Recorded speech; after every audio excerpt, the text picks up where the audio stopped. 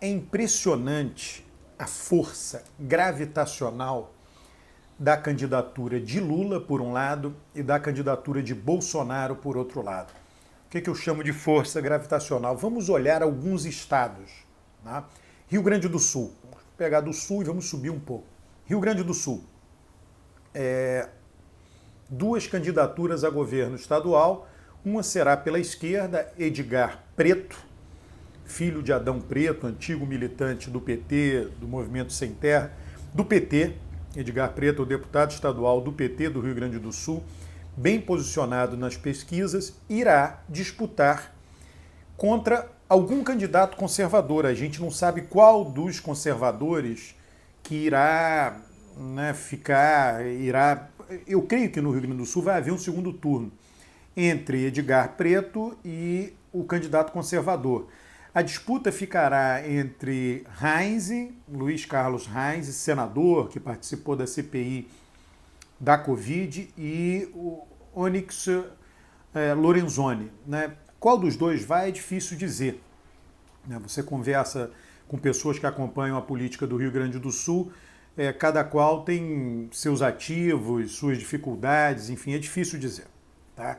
Mas, em todo caso, o candidato apoiado por Lula, do PT, e o candidato apoiado por Bolsonaro, os dois, em um dos dois, caminha para ir ao segundo turno. Santa Catarina é diferente, é um estado muito conservador, os dois candidatos que disputam são candidatos conservadores, o governador disputa a reeleição e o senador Jorginho Melo, que também participou da CPI da Covid, está em segundo lugar.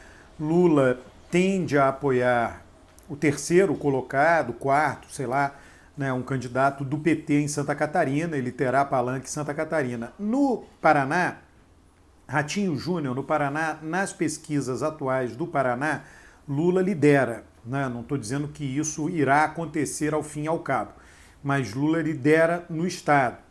E o próprio Ratinho Júnior, agora nessa recente visita de Lula, primeiro, ele deu uma declaração dizendo que não tem nada contra Lula, nenhum governador de estado quer confusão com o presidente da República ou com o futuro presidente da República. Segundo, Ratinho Júnior reforçou todo o aparato de segurança em torno de Lula, a polícia militar do estado do Paraná protegendo Lula nos eventos lá em Curitiba e em Londrina. Vai haver a candidatura do PT, Roberto Requião. Então, de um lado, Requião, e de outro, Ratinho Júnior como favorito, governador que disputa a reeleição. A avaliação dele é suficiente para ele disputar a reeleição como favorito. Né? Mas, em todo caso, tem esse alinhamento. De um lado, o candidato, como no Rio Grande do Sul, no Paraná. De um lado, o candidato a governador de Bolsonaro, de outro, o candidato a governador apoiado por Lula. Aí, São Paulo. Né? São Paulo, Haddad e Tarcísio de Freitas. Eu acho que a situação do PSDB em São Paulo é muito difícil. Muito difícil. Rodrigo Garcia não é tucano, ele veio do PFL, do DEM. Dória não é benquisto no mundo político. A avaliação de Dória junto à opinião pública é ruim. Eu vejo um segundo turno caminhando em São Paulo para o segundo turno. Haddad apoiado por Lula, Tarcísio Freitas apoiado por Bolsonaro.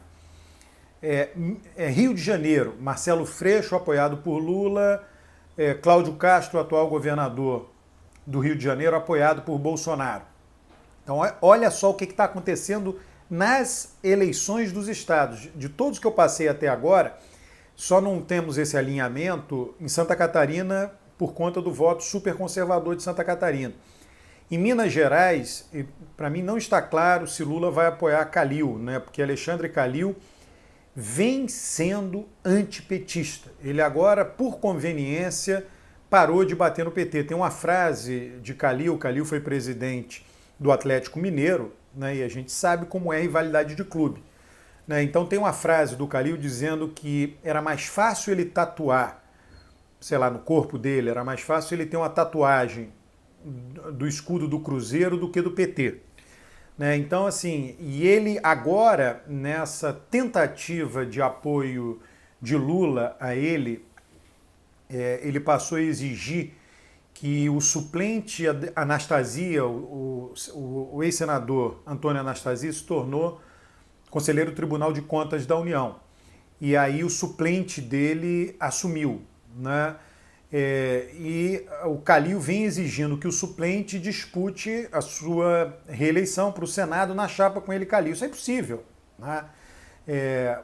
Quando a gente está falando agora de dobrada, né, a gente está falando não governador e vice, mas governador e senador. Né? Então, governador de um partido, senador de outro. Governador de um partido, senador de outro. Né? Então, governador no Rio de Janeiro, Freixo, senador, na chapa caminha para ser alguém do PT. Governador em Pernambuco do PSB, na chapa caminha para ser alguém do PT. Então, a chapa que a gente fala não é a chapa governador e vice, é a chapa governador-senador. Tá? Então, onde o cabeça de chapa apoiado por Lula nos estados é de um partido, o senador dessa mesma aliança tende a ser de outro. É muito difícil que aconteça uma chapa pura. Bahia, né, o candidato a governador do PT, Jerônimo, e o candidato a senador, Otto Alencar, buscando reeleição, renovar o mandato. Bom, mas voltando ao assunto, então Rio, alinhamento, Minas não está claro, o PT, se o PT lança um candidato a governador com o apoio de Lula, esse candidato terá um bom desempenho. Você tem aí a possibilidade de eleger o deputado Reginaldo Lopes senador também em Minas Gerais. Então, Minas ainda não está claro o que vai acontecer, mas de qualquer modo, as pesquisas de Minas mostram esse alinhamento. De um lado, Lula apoiando Calil, de outro lado, Bolsonaro apoiando Zema. Também não sei se Zema vai querer apoio de Bolsonaro, porque Lula está muito forte em Minas Gerais. Aí o Nordeste é um caso à parte, porque Lula tem muita força em todos os estados do Nordeste. Então esse candidato bolsonarista a governos no Nordeste, ele não existe. Antônio Carlos Magalhães Neto já andou dizendo que não tem nada contra Lula, né, na Bahia. Então Bolsonaro, João Roma pode ser o candidato de Bolsonaro, mas aí o candidato de Bolsonaro nos estados do Nordeste, na maioria, não estou dizendo que em todos, mas na maioria caminha para ser como o candidato do PT em Santa Catarina. Tá? Porque o Nordeste, com esse apoio avassalador ao PT e com esse apoio avassalador a Lula, há pouco espaço para um candidato de fato bolsonarista. Talvez o Ceará, Capitão Wagner, mas mesmo o Capitão Wagner, ele entrou na política pela mão do MDB, Eunício Oliveira, enfim. Então, no caso do Capitão Wagner, mesmo no caso dele, não é um candidato, digamos assim, bolsonarista puro sangue, né? Então, é muito interessante isso. Por que esse vídeo, né? Porque ele mostra a força dessas duas candidaturas. Essas duas candidaturas levando aos alinhamentos a governos estaduais. Quais outras candidaturas estão fazendo isso? Sérgio Moro não está fazendo, nem vai fazer. João Dória, sem a menor chance. Ciro Gomes, esqueça, nem no Ceará, né, ele tem essa capacidade. No Ceará, Lula alinha muito mais uma candidatura ao governo do estado do Ceará, a senador, do que Ciro Gomes. Ciro Gomes não tem essa capacidade no seu próprio estado. Então, à medida em que for...